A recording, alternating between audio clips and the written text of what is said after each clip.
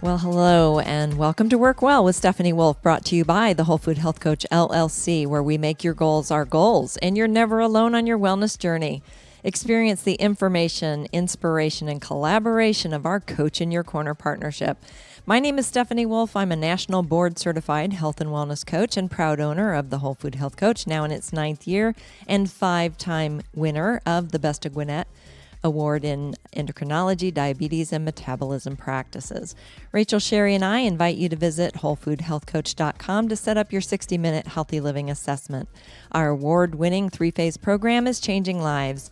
Work Well is brought to you weekly and is dedicated to your personal and professional health and wellness.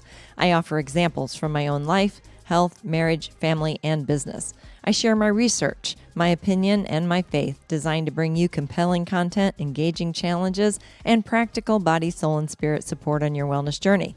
Work Well comes to you from my personal desire to live long and strong with passion and purpose, die of old age, help others to do the same. So from living rooms to boardrooms here on Business RadioX, you are listening to Work Well with Stephanie Wolfe.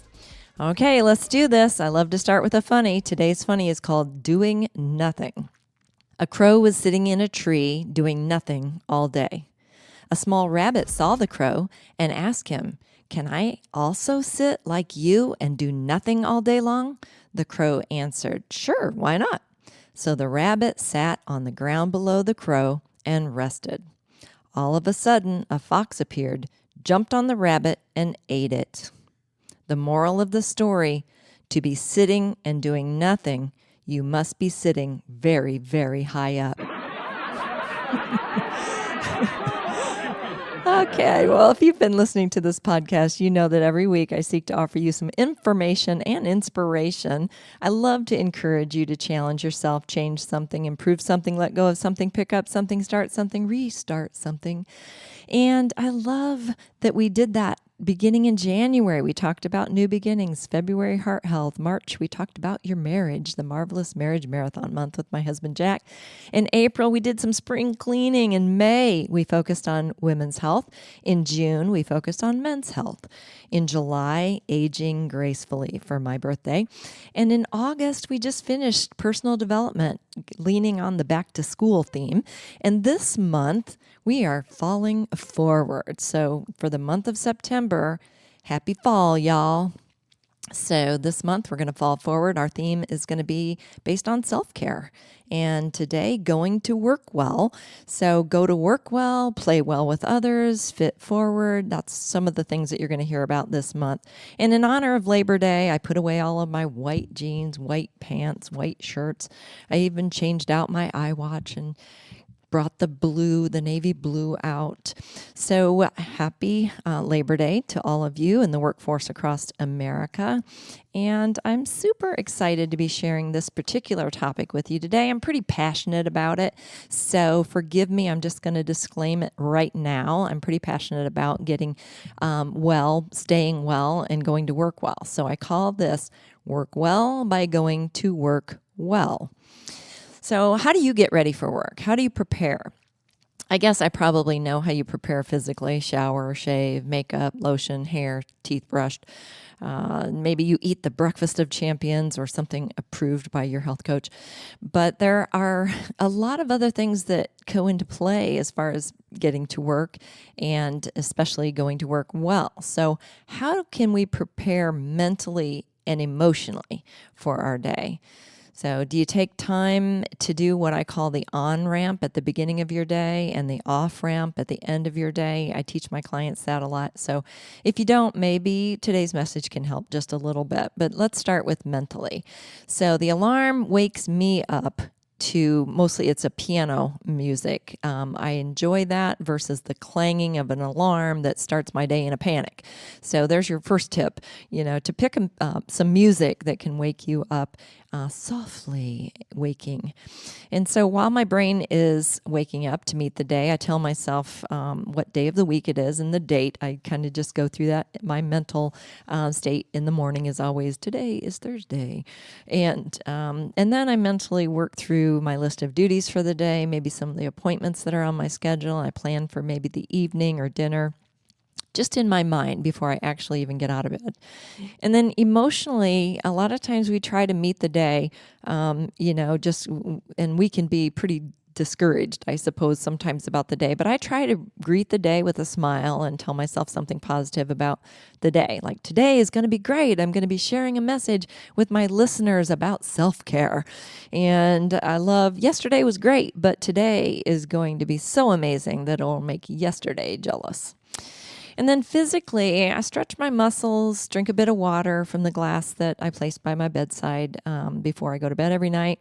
I dress for my workout, put on my iWatch, hit the fitness button, and head downstairs for my workout, to my workout room. So I watch a little bit of news down there, listen to music while I'm on the treadmill or the elliptical, or sometimes on the elliptical I can travel to exotic places and follow my trainer wherever they are going.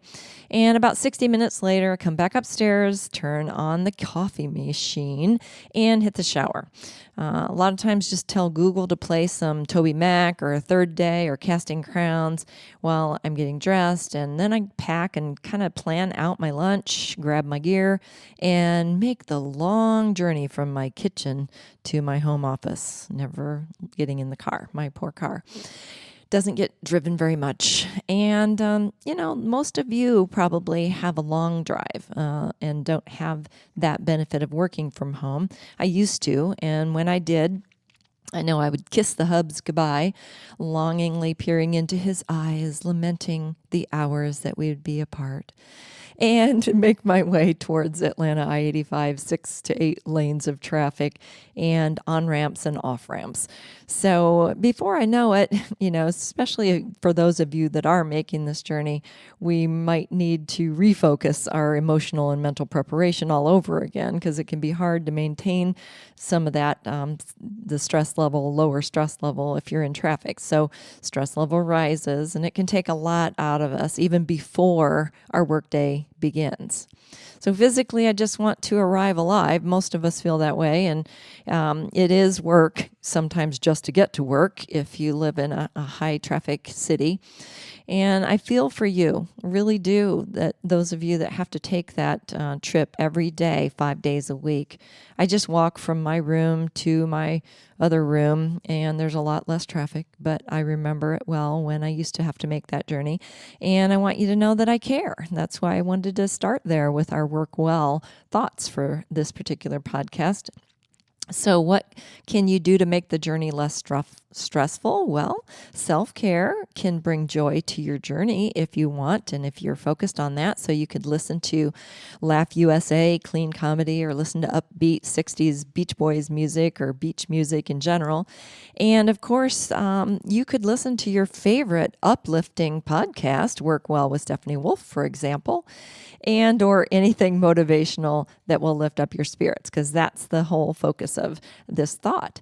And maybe it can prepare you to have a more blessed and more positive day. I would suggest that probably like news channels mostly are not going to give you that calm and peaceful, easy feeling that I'm talking about. So spend some time thinking about how you want to spend that 30 minutes or 45 minutes or 2 hours, however long it takes you to get from your home to your place of business.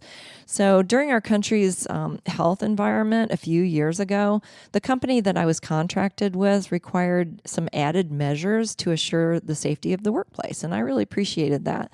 There were a few more steps added to our physical preparation before we could clock into work for the day. So the company instituted a well check. It was called Daily Well Check, I think. And it was an app that you would have to work through, and it was a pre-work check-in. And I thought it was pretty amazing, actually. It was quick and efficient, as apps tend to be, and simply welcomed me actually by name, which I really enjoyed. It said, "Hi, Stephanie, how are you feeling today?" And super sweet of you to ask, I'd say. And then I'd answer 3 brief check-in questions. No, I'm not experiencing any of those. Nope, none of those either. No to the last all-important question. And with that, I'd get a green light and I could show up for work. So the amazing thing about this morning check-in was that it made me grateful for my health, first of all. It also made me grateful for a company that cared about me as an employee, as well as those that I was to serve.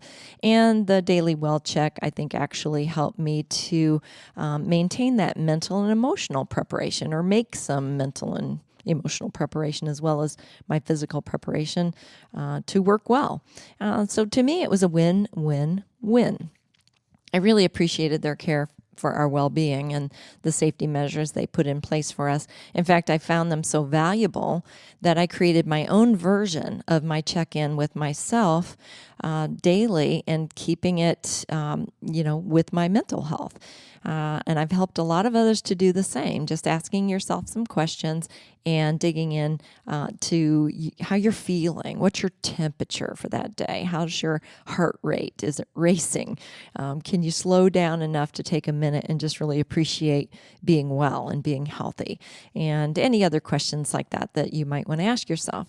But workers come into work when they are knowingly sick. To me, has never really been an admirable trait in my book, but some people feel that it leaves a great impression to show up for work sniffling and blowing and sneezing and coughing, as if it somehow proves that they're tough and nothing can keep me down. However, it may leave an impression that the rest of the office would rather they not leave at the office.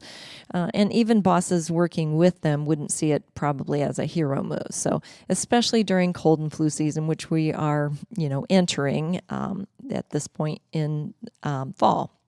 So pay attention to that. But most of us got a new appreciation for taking care of ourselves and each other during that phase of our existence.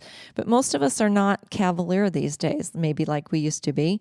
But a very real challenge may be for those faithful, diligent employees who value their responsibility to the job they do.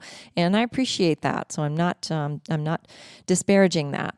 But those who have important duties sometimes that only they can perform will go to work sick. And so so as not to inconvenience others on their team or hold up progress or process that depends on them. And that's so thoughtful. Or is it?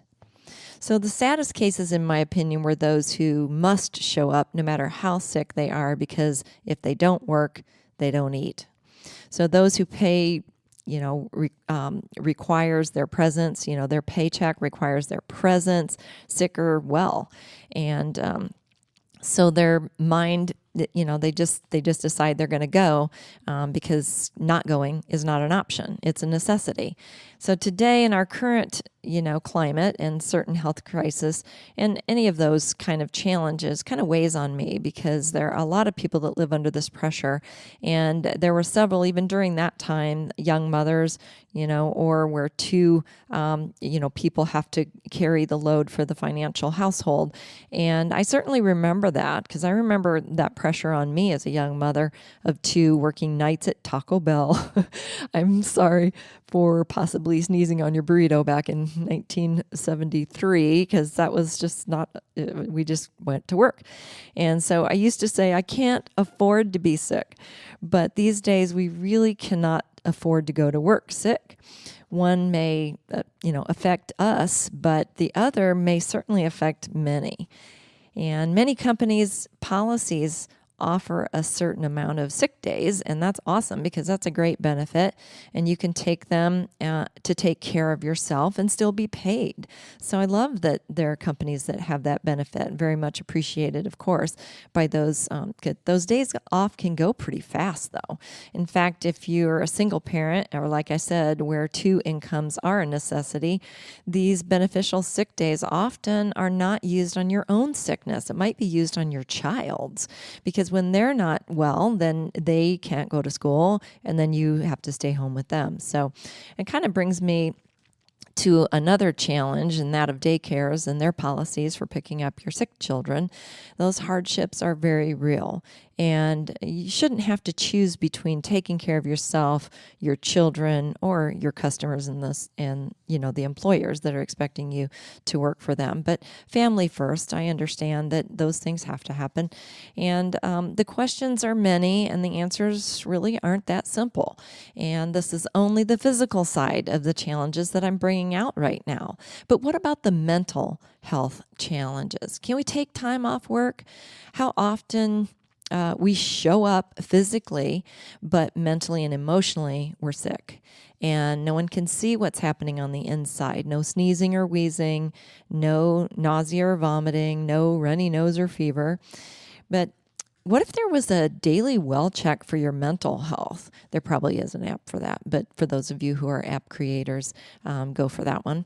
And or if you're listening and you just create a little checklist for yourself, it's not a bad idea, right? So there's a real balance here. Just because we feel overwhelmed or discouraged or sad or don't like our job or we have issues at home, it's not the kind of mental unwellness that I'm talking about here. So you can't just take off work for any little thing. But what I'm talking about is your mental and emotional health. And really, I'm all about prevention. So if we could prevent, and I believe we can prevent and prepare and provide for our own mental health and wellness as much as we can, and really start to practice our own self-care, because that's the total word is self-care. So it is my responsibility to do my part.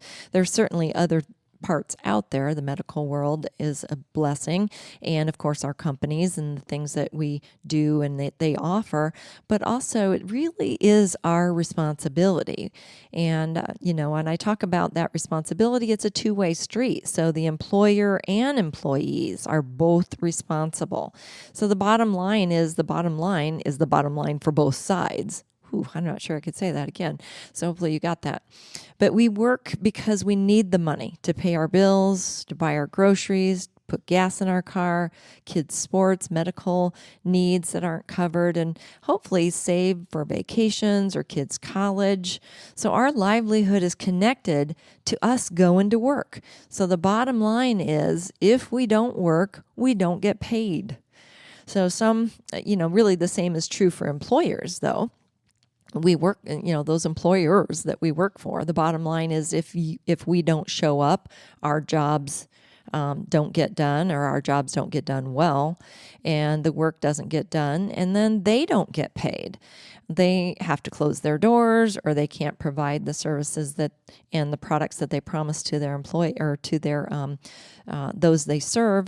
And then, this is why I do corporate wellness programs for companies, because it kind of helps, it actually helps save both bottom lines, that of the employee and that of the employer, because both need the income to be able to do what they do. So how do I do that? Well, I do it by focusing on the physical, mental, and emotional well-being of executives, sales staff, accounting, warehouse, customer service, you name it. If there's anywhere in the company, that company depends on those employees showing up to work well. So smart employers offer wellness programs, but most take more of a willy-nilly approach to events that are sparsely attended with little or no return on investment. And that's where I come in, because I do believe there's a better way to do that. But again, the willy-nilly approach is better than nothing, or having staff that care about it enough to bring programs and all of those things to other staff. That's great too. And some of the companies actually utilize a speaker from the company that their health insurance is the provider, or the government staff person from the county extension office or something like that. And again, I'm not knocking those things, but what really works, and what there's enough statistics out there and data out there to support, is that an inspired, fun, certified health and wellness coach can really make a difference. And part of it is the consistency that we offer as well. When the companies that I work with see me come and they know certain things about our foundation, they will talk about all the things that they're learning and they're working on it instead of just one-offs, this thought or that topic, this speaker or that speaker. So I love when I have that relationship with my clients that are corporate world because I love those wellness programs that they offer, and I really do respect those companies who provide that for their employees. So those that do employ us, Whole Food Health Coach, are the companies that see the greatest impact on their bottom line. I'm just going to be honest. You can do the other things, but if you're interested in that bottom line, then there are some things that you can focus on that will give you better results. So I think right now there are well over 200 scientific studies that indicate the positive return on investment of workplace wellness programs like the ones that we provide. Services that we offer for continued investment in the employee makes the employee feel good. It makes the employee feel valued.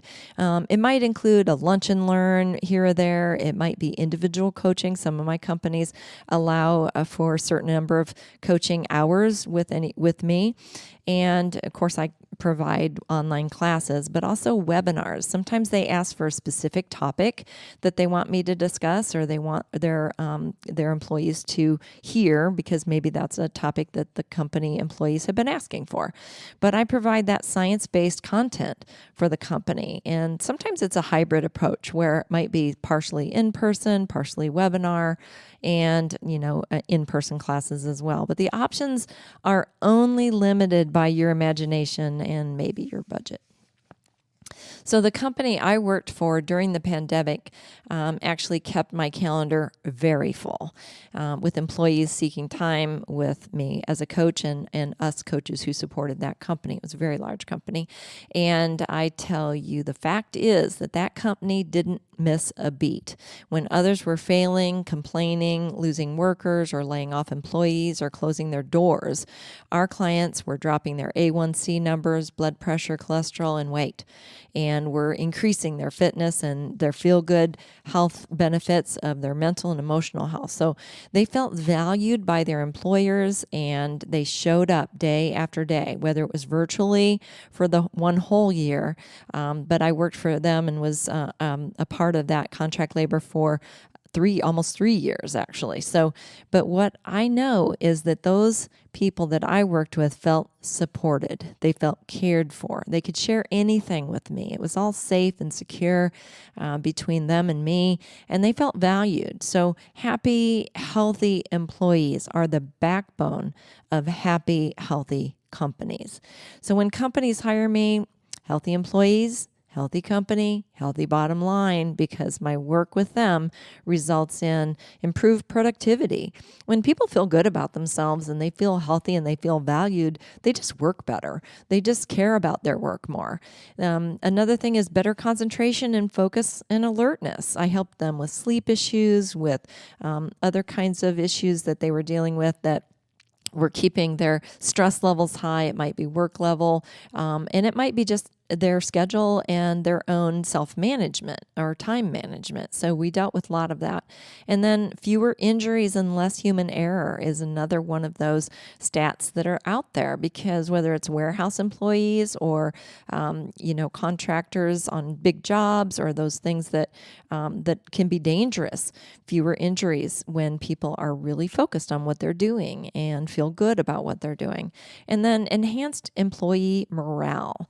And that's one thing that I think when everybody's moving in the same direction, like even within the home, if everybody within the home, if mom and dad and the kids are focused on their health and they understand the value of what they eat, and at least the parents leading in by example, it helps the morale of the entire household. Well, the same would be true for the corporate world. So more harmonious work environment is another one. And that's again because of that morale, just feeling better about life and working better as a team. Another one is higher energy level. So I think that, because I get up, work out in the morning, eat well, and sleep well, all of the things that I do for myself, I'm pretty energetic. I think most people would say for my age. And the other one is reduced stress, and that is really such a disease these days. And we use that word a lot and we throw it around, but there is real stress response that's interesting. We'll probably talk more about this in this month.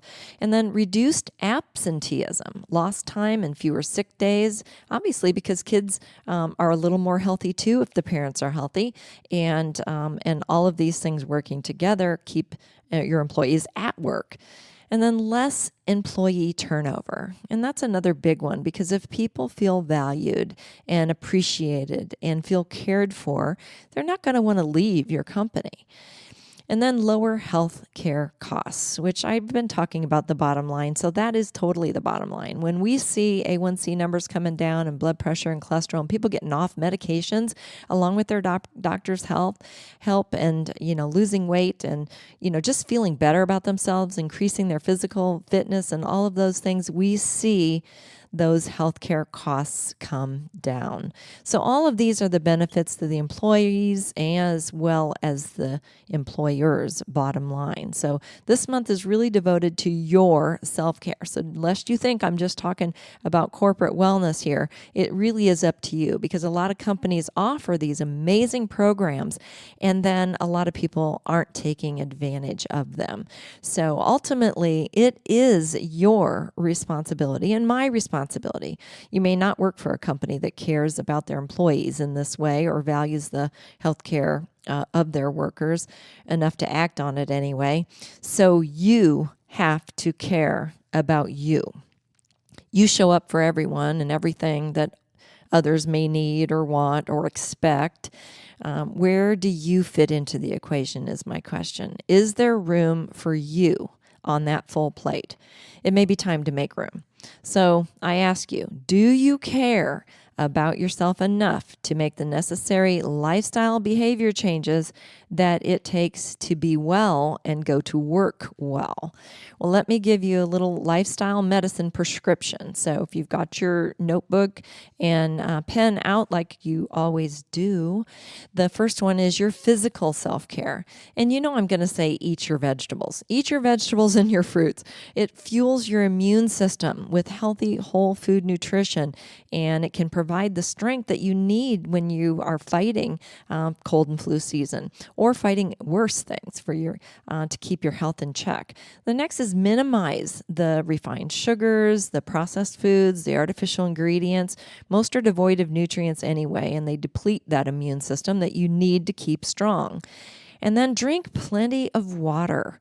Avoid soft drinks, alcohol, energy drinks, and then build a minimum, and I say minimum, of 30 minutes of concentrated fitness into your daily routine for improved health and mental, emotional well-being. Yes, I said physical, mental, and emotional well-being. And then sleep 7 to 9 hours is the new recommendation. It used to be 6 to 8, but 7 to 9, because we are so stressful and we do need that nightly reboot.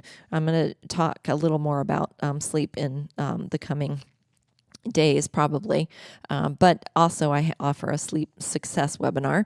And then 7 to 9 hours for adult, but kids need 10 hours of sleep every night.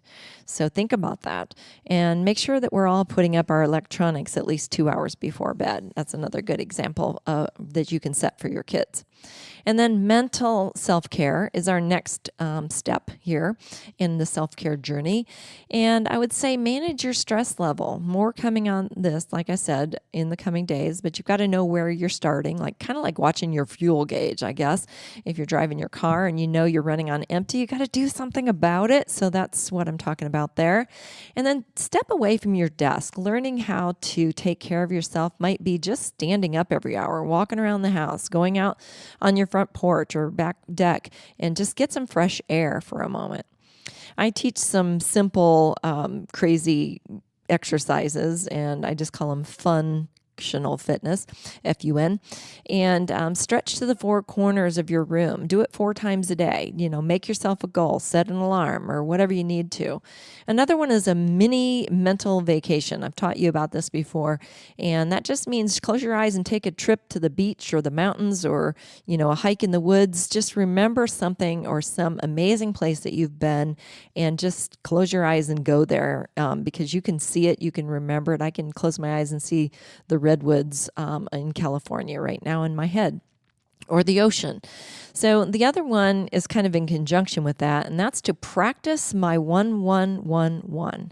And I've told you about this before. You should know to take 1 minute every hour and just make it your own, whatever that means to you. Just some deep breathing for the hour. For the minute every hour. And then 1 hour every day. Everybody can take a lunch hour. There's nothing wrong with that.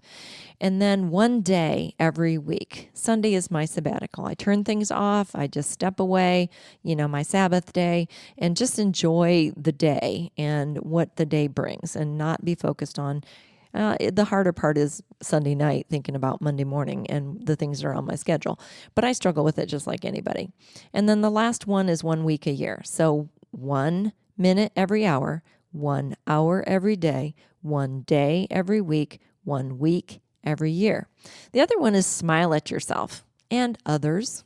Hug yourself. If you need a good hug and there's nobody around, just reach to the right and the left. Wrap your arms around yourself. Give yourself a big hug. And while you're at it, pat yourself on the back.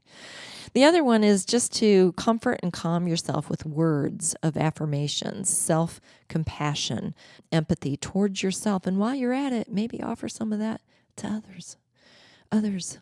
And then lastly in that category is just create a gratitude journal. It's pretty easy to do. Just any old notebook will do. And then I say add 3 things to it every night. I hope you're writing some of these things down and maybe you'll do those. The last category is emotional care. And that's work well at connecting because we do need each other, our mates, kids, grandkids, friends, church, neighbors. Connect with those. Be social. Don't do life alone. We need each other. Choose some hiking clubs or book clubs or even apps like Strava can help you to connect with other people that are like-minded, moving in a direction that you want to move. And then learn a new skill. And maybe that skill could be something that supports your job. I do that on a regular basis. I've got so many more certifications because of that. Because, maybe that you can become more connected to your job that way. And maybe you won't hate it so much or not like it. Maybe you don't hate it. Maybe you become better at doing your job and maybe even start to love your job. Maybe get a raise or a promotion. So those are some good steps, right? The last one is to reach out for help wherever and whenever help is needed. Set up an appointment, discuss the challenges, set goals, create steps to live long and strong. I'm here for you and all of our listeners. So go to work well and you will do your work well. So all of my budgeting and advertising dollars have been spent on this podcast over the last year, and it has been amazing. I have counted the many, many ways and the many messages that I've gotten from all of my listeners, and I so appreciate it. So I'm counting on the fact that my weekly messages have been beneficial to you, your life, your health, and your well-being in some way. And if you've found them to be beneficial, I ask you to reach out with a card or a letter or an email. And let us know. I would really appreciate that. And our Whole Food Health Coach Facebook page is one that you can visit. We recommend maybe recommending us on LinkedIn might be another way that you could bless us. We have nearly 20,000 downloads just on Business RadioX alone. So Spotify and iTunes not included, and all the other podcast channels. And you can also vote for us on Best of Gwinnett. We've been nominated in 2 areas this year. This would be our 6th year for a win in endocrinology, diabetes, and metabolism practices. And for the first year, we've actually been nominated in counseling, addiction, and mental health. So I hope that you'll go there and vote for us. But also just know we love our clients. We work hard on our partnership with you. We are the coach in your corner. So you've been listening to Work Well with Stephanie Wolfe, brought to you by the Whole Food Health Coach, where we make your goals our goals, and you're never alone on your wellness journey. For information about those corporate wellness programs that I told you about today, virtual classes, or our individual coaching programs, just go to wholefoodhealthcoach.com. Our coaching is available virtually anywhere in the country. I'm Stephanie Wolfe, wishing you well personally and professionally. See you next week live or on your favorite podcast channel. Until then, choose life.